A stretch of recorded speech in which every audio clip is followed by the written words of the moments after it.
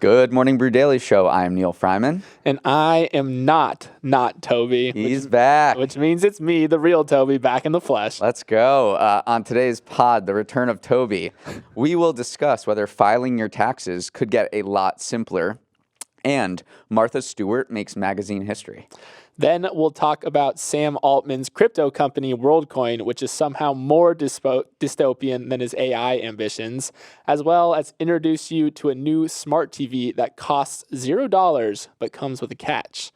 Neal, it's Tuesday, May 16th. I'm back. Let's ride.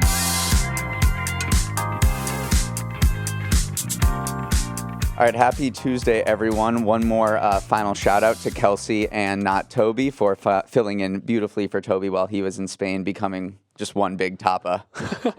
Honestly, I wanted to give the shout out to you guys because it was so fun being just a listener of the podcast. Like, I loved waking up every morning in Spain on a little different time schedule and hearing you guys break down the news. So it was very cool to be on the other side of it. You guys did so well. Thank you. I know. Thank you. I want to hear a little bit about Spain. Obviously we have like 60 seconds here, but give me the most overrated thing and the most underrated thing about Spain. Okay, the most overrated thing, unfortunately, was the paella for me, which I came in with like really, really high expectations. And I think it was just because I didn't go to like the best, but I tried 3 different paellas and none of them quite hit the spot. And then the most underrated thing is the jamón y queso, which is also a food thing. The ham and cheese there, just so elite. And the lifestyle, just like the waking up late, the siesta, the going to bed really late. I really loved that part of it. All right, we'll have to go to Spain, and I think the paella is fine. Like, I know. You just may not like it. I know. That particular dish. It was a me thing, but Spain, I love you. All right, let's move on to the news. So we're all worried about the government's debt ceiling crisis, but there appears to be no ceiling for how much Americans are racking up in debt on their own. U.S. household debt levels hit a new record in the first quarter, topping $17 trillion for the first time, according to a report yesterday from the New York Fed. Credit card balances held flat at $986 billion. That is still concerning, the fact that they held flat, because in Q1, when there's no holiday spending and many people get a tax refund, credit card debt is supposed to decline. This is the first time in 20 years that credit card debt did not fall in the first quarter, and a sign that Americans may be under more financial stress. Just every major category of consumer debt rose last quarter, from mortgage, student debt, auto debt, credit card debt. So, yeah, I honestly love when these huge data reports come out because I love looking at just like the macro picture, and especially over 20 years, you get to see how like consumers behave. And I never knew the thing about the post-holidays that credit card debt always goes down because you're buying all the Hanukkah candles, all the wrapping paper, and then you're like, all right, I gotta settle down here, pay off all my debt. So that was super interesting to me. I also couldn't help but think, because we've been talking about the debt ceiling and potentially the $1 trillion platinum coin. All we have to do is mint 17 $1 trillion platinum coins, and all of us are debt-free all of a sudden. Cannot wait. So. There is some good news in this report, and that was about mortgage refinancing. I thought that was super interesting. So it saved tens of billions of dollars during the pandemic. Remember when interest rates were low, everyone decided to refinance their mortgages. Actually, 14 million mortgages were refinanced during the pandemic, 64% of those to a lower rate.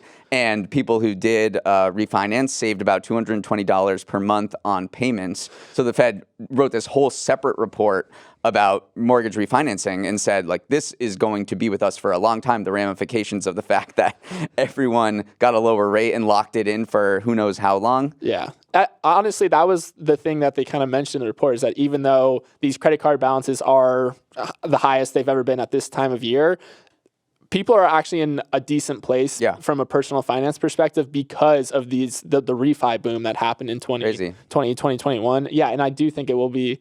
This is long lasting. Like these mortgages are 10 years. They're 30 years. 30-year mortgages. So yeah, it is interesting that people may be in a better place financially, even though like we're seeing this consumer debt racking up. The one area of concern was auto loans that they flagged. Auto loan delinquencies for borrowers under the age of 40 topped pre-pandemic levels, and that is just because cars are ridiculously expensive now. Do you know how much the average price of a new vehicle is? Oh boy, this is so bad because I live in New York. I'm young. I'm not buying buying a car. So Well, did you just read the article on this? I Apparently did, not. Tell us. Okay, it was $48,000 for a new vehicle, Crazy. the average. That is up 24% since the pandemic began 3 years ago. And we all know used vehicle prices have also climbed and skyrocketed. They're up 40% to almost $29,000. When you add this, you get the typical loan rate on a new car is 7% now. The average payment of a new car is $729 a month. So you need to be making well over $100,000 in gross to be able to afford a new car these days. It's crazy. And then to bring it back to Tesla and everything, Elon, like he's been dropping these prices and now undercutting like the average car price for a Tesla. So it is interesting to see those things happening in tandem. All right, Neal, that was consumer debt. Hope you guys are not part of the 17 trillion, but if you are, it's all right. Let's move on to Sam Altman. The guy is everywhere these days. So most of you probably know him as the co-founder of OpenAI, the company that kind of kicked off the AI boom with its release of ChatGPT. But today I want to talk about one of his other ventures, Worldcoin. It's in the news because Sam and Worldcoin are close to closing $100 million in funding. So a lot of you probably haven't heard of Worldcoin because it's kind of been a little quieter than OpenAI. But this company is nuts, Neal. So it's basically... It uses these basketball-sized orbs that can scan people's eyeballs. Yes, you heard that right. Scan people's eyeballs and create this unique identifier associated with that person. And the goal is to eventually send them money, people who have been scanned, as kind of this universal form of universal basic income. It's as dystopian as it sounds, or it's as brilliant as it sounds. What do you think about Worldcoin, Neal? I don't know. Where are they getting the money from? Because their goal is to alleviate global. They have two twin goals here. They want you to be able to distinguish between humans and bots, which is becoming increasingly hard thanks to Sam Altman and AI. And then they want to solve global poverty by handing out these basic income payments to all 7.9 billion people on this earth. I just don't quite understand where the revenue, who's paying the people. So basically, you get your eyeball scanned, you get entered into this database, and then you get a check. You get a token. You actually get world tokens. Coins. So it is kind of creating value out of thin air. But if everyone agrees that world tokens are suddenly worth something, so again, it's a little, you're kind of printing money out of thin air. Yeah. But I also think it's so funny how you mentioned that determining between humans and bots is a problem that Sam Altman's causing. The other problem Sam Altman's causing is the AI boom is kind of putting people out of work. And so he's saying that, like, hey, world tokens can kind of make up for the people who get put out of work because of my other company. And they're just not going to work, and they'll just get Worldcoin tokens from sacrificing their biometric data. And Worldcoin has come under a lot of backlash, obviously, for accumulating very sensitive data with all of these privacy risks. MIT Tech Review did this investigation of Worldcoin when it was recruiting users in countries like Sudan, Ghana, Kenya, Indonesia, found that it used deceptive marketing practices, collected a lot more personal data than it was letting on, and did not get meaningful consent from people. So this is, it's a literally little invasive. Yeah, it's scanning your eyeballs. It's the most invasive thing we've seen. And also, just to zoom out on Sam Altman, because I said the guy's everywhere. He truly is. He has OpenAI, which is obviously the biggest company that everyone's talking about. They made ChatGPT. He's meeting with Congress today to talk about the dangers of OpenAI. He had like a dinner last night with them. And then also he's got this nuclear fusion company that's called Helion Energy. And they actually promised to deliver Microsoft at least 50 megawatts of clean fusion power by 2028. And if they don't do that, they pay Microsoft. Well, they're not going to. Probably because most experts say that fusion energy is decades away, and he's promising to do it in 5 years. But he said, I think we'll probably figure it out. Very Elon-like. Very Elon. What do you think about the comparisons between Sam Altman and Elon? I think it's crazy. I think he is the heir apparent to Elon. Like, he's operating in many of the same circles. They technically co-founded OpenAI together back in the day. So I think he is the next Elon, if not already supplanting Elon. They don't like each other, though, right? I know, yeah. Well, because of the OpenAI thing, so. Okay, that was Sam Altman. Let's move on to smart TVs. So a new smart TV just dropped. It's not curved. It's not 3D. It's actually just free. But obviously, it comes with a catch. So this company called Telly is offering an ad-supported TV model where the customer gets the TV for free in exchange for willing to have kind of a steady stream of advertisements flashing across the TV at all times. But then you're probably saying, how the heck can advertisements constantly flash on the screen if you're watching TV? They added another screen. So they have this separate screen that kind of hangs beneath the main TV where ads can run 24/7. You can also put widgets there like the weather and stock news. But are you on board with this idea? Kind of. I know. I think everyone wants a free TV, and we all watch ads all the time anyway. But they kind of want to put a digital billboard in your living room, which obviously I think a lot of people might balk at. It reminds me of when you're sitting in the back of a New York City taxi, and those little screens, it's like, what did Jimmy Fallon say last night? And it just rotates between the same ads over and over again for whatever real estate company. So it kind of reminds me of that. But I think people are so used to getting hammered with ads on social media or TV or anywhere that they're just like, hey, you're sending me a free TV. They're also making this like kind of functional, this bottom part too, that has, sports scores. And they're saying this is way more than a TV too. You can video game, you can work out on it, you can video chat. Yeah, it's got a camera on top. Yeah. It's not disclosed yet if that's actually Sam Altman's Worldcoin at the top of the TV. But yeah, it has this camera up there that you can do like fitness classes and take Zoom calls. Yeah, I think you're totally right. People are so used to ads at this point. It feels kind of invasive on the surface to have ads constantly going in your room. But there's things that pop up, like if you fill out this survey for Starbucks, you might get like Starbucks money. It's creating a more like personalized ad experience. So I actually think that people will kind of be on board with it. They'll get better ads than just the normal TV ads you get. So I don't know. I could see people kind of loving this. So maybe it's the living room is a sacred space. That's true for ads, and to be putting like a New York City taxi like Times Square. But there's definitely this backlash to streaming right now. Like I don't want to pay Netflix $14 a month, and I have streaming fatigue. So you see, the guy who created this also created Pluto TV, and so that along with Tubi, which are these ad-supported free streaming services, are growing much faster than the subscription services like Disney Plus and Netflix. So there may be this shift kind of back to a normal ad-supported TV model back from our streaming wars. No, I mean, I'm in. I want it. Free TV. Listen, I'm not sacrificing much for it. All right, Toby, the IRS might finally be moving into the 21st century from the 18th century or wherever it is right now. The Washington Post reported yesterday that the agency has built its own prototype system to allow Americans to file taxes for free digitally and could roll it out as soon as next filing season. If this happened, it would be a huge blow to the private tax prep market dominated by companies like Intuit TurboTax and H&R Block.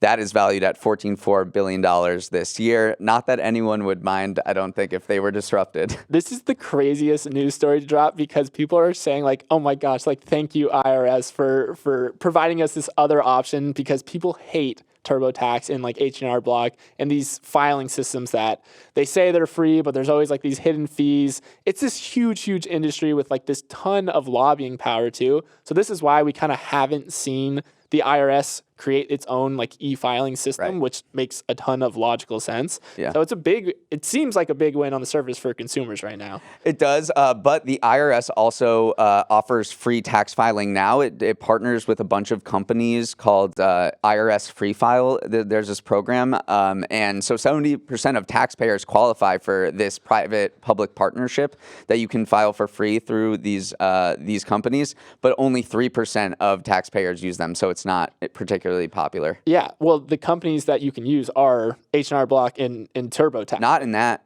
On the Taxpayer First Act, I thought it created its own systems for allowing these, like it offered like the free services.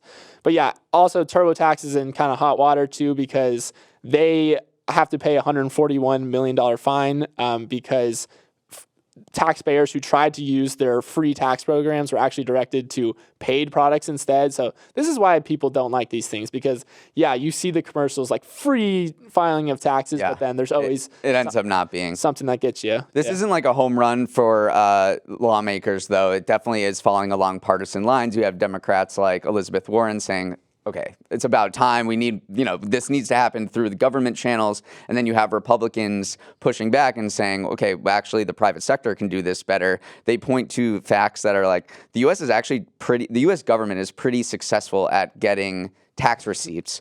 Like 9 in 10 individual tax returns were filed digitally in 2002, and the U.S. voluntary tax compliance rate was at 85.1%, which puts it near the top among all wealthy countries. So people seem to be paying their taxes through this current system we have, even though it is just egregiously bad on the surface for consumers, and we're spending all of this time. Yeah. And then you look at what happens in other countries, and that's the golden goose. I don't know what the metaphor is, where the government sends you an estimate of what you owe. You take a look, you spend 5 minutes taking a look and be like, yeah, I guess that checks out, or we need to make some changes. You check off a few boxes, and then that is it. We spent all our time making like one-click checkout for Amazon and stuff like that. Why did we not spend our time making one-click checkout for taxes? I mean, some people would say that is why private companies could do it better, but the ones we have now are very not trusted and our public enemy number one for the most part.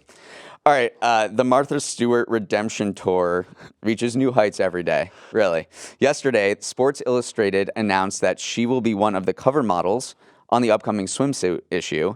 And this is actually history-making because at 81 years old, she becomes the oldest model ever to grace the swimsuit issue cover. Who did she beat? I know. This is a great one. May Musk, which is Elon's mom, who is 74. What crazy, crazy world we live in. I know, truly. But Martha, I mean, we're looking at the picture now. If you're watching on YouTube, you can 81. See it as well. She's looking great for 81. I mean, we have to say it. Absolutely. So for people who don't know the backstory, this happened before maybe some listeners were born. Maybe it happened before you were born, but she went to jail. I know. She went to jail. She was accused of insider trading. First of all, Martha Stewart was a stockbroker in the 1970s before launching her empire. Mm-hmm. She was accused of insider trading when she sold 4,000 shares of this biopharma company, ImClone, one day before its stock price plunged. Those insider trading charges were thrown out, but she was found guilty of 4 counts of obstruction of justice and then went to jail for a few months and then has come out and just rampaged the world with entrepreneurial fervor. I know. She's actually a legend. And she's also the first, Forbes declared her the first self-made female billionaire. This was back in 2000 when her company first went public. She was worth $1 billion then, but I actually looked it up. In today's dollars, that's $1.7 billion thanks due to inflation. So she's been, on that entrepreneur grind for a long time. And then I also wanted to do some digging about the richest people to ever grace the cover of the Sports Illustrated swimsuit edition. And Beyonce comes in at number 1 with a $500 million net worth. Tyra Banks is kind of close behind as well. So there's been some heavy hitters to grace the cover. So did Martha Stewart eclipse Beyonce, do you think? Or is she not worth this anymore? She's not worth $500 million right now? She's not worth $500 million right now. She actually sold her company for $225 million a few years ago to kind of a private equity group. But she still is a juggernaut. Like Stewart's brands are going to probably pull in around $900 million in combined retail sales per year. Yeah. So she is still very much, and she's got her finger on the zeitgeist too. She's the OG lifestyle influencer. Yeah, truly. And her relationship with Snoop Dogg just is the gift that keeps on giving. So, okay, let's finish off the show today with we have a new heir to the throne for the worst Netflix show of all time. So Queen Cleopatra, which is this docudrama about the life of the Egyptian queen, is currently rocking a 2% audience score on Rotten Tomatoes. I didn't know that was possible. I know. It was 1%. It actually got boosted up in the last 12 hours to 2%. So the score from critics also isn't far behind. It's sitting at around 10%. So kind of getting universally panned for not being very good. And at the center of it, why it's kind of in like the cultural meat grinder right now, is because some people, including some Egyptians, are mad that the show cast a mixed-race British actress as Cleopatra. And so people are kind of review bombing it. It's part of it's this thing where if a certain group of people doesn't like what they see, they'll go and just absolutely tank the reviews of something. This happens in the video game industry. Like there's a long history of review bombing. So perhaps the show isn't as bad as a 1% audience score. It's just people are hammering it on Rotten Tomatoes to drive the score. Yeah, I didn't know you could review on Rotten Tomatoes. I've never thought to do that. I guess That's the difference. So the certified fresh number you see, that's from critics, but then there's also the audience score. And honestly, having the critical score being so close to 0 as well shows that this is just not a great show. I was reading some reviews. It's the docudrama, so it intersperses like these really serious like storytelling from historians with these like very dramatic reenactments, and so people are like, it was just tonally off and just wasn't a great watch. It's from Jada Pinkett Smith. It's the second in this series. People in Egypt Netflix is not welcome in Egypt right now. One lawyer sued Netflix to try to get Netflix taken out of the country completely over this. So there's a lot of upset people, and there's been pushback on the other side as well, but we don't have time to get into all of that. I do want to just mention, because obviously when you see worst Netflix show of all time, you do a little Googling. You say, all right, fine. What are some of the other worst ones? And there's actually a Survivor ripoff called Snowflake Mountain that has a 0% score from critics. Really? It doesn't technically qualify because there hasn't been that many critical reviews, but literally not a single critic said it was good. And it's supposed to be like this thing that shows young people, Snowflake Mountain, young people Survivor, like they can't handle anything tough. Right. So literally the worst show of all time, though. So there's our Netflix wrap up. There's a Netflix wrap up. Toby, I'm glad to say that you did not forget how to talk in Spain. Nor did you forget what's happening in the business world. Thanks for staying clued in, and thanks to you all for listening. You know, you can always email us with any questions or comments at morningbrew@morningbrew.com. Big thanks to our entire crew who made the show possible in the back. Bryce Beloff is the ship's captain. Samantha Velez and Raymond Liu are the first mates. Our helmsman is Uchenna Waogu. Billy Menino is the navigator. Hair and makeup had to walk the plank. Devin Emery is our master gunner. Our ship is a production of Morning Brew. Great show. What are we? What are we in this metaphor? We're just humble sailors, Neal. We're just regular sailors rowing the oars. Yeah, doing the thing. All right, great show today, Neal. Let's run it back tomorrow.